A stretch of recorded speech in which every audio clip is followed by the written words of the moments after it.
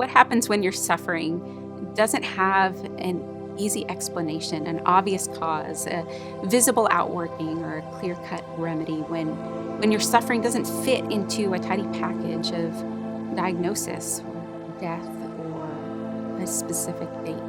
And instead, it's this interplay of a complicated emotional, mental, physical pain that you don't know how to express and others don't seem to understand. I share part of my story through the lens of my twin sister's silent suffering.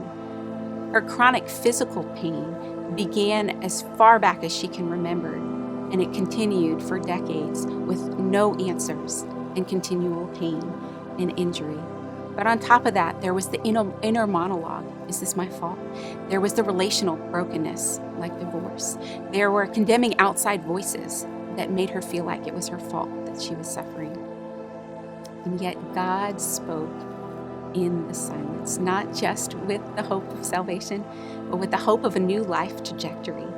God ordained purpose in her pain and leading her to a vocation where she was not only able to find help in her own healing, but she is now able to extend it to other silent sufferers.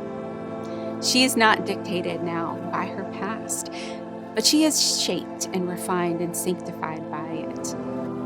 For the silent sufferer, suffering doesn't have to be an identity, but it can indeed be a catalyst for God-glorifying passion.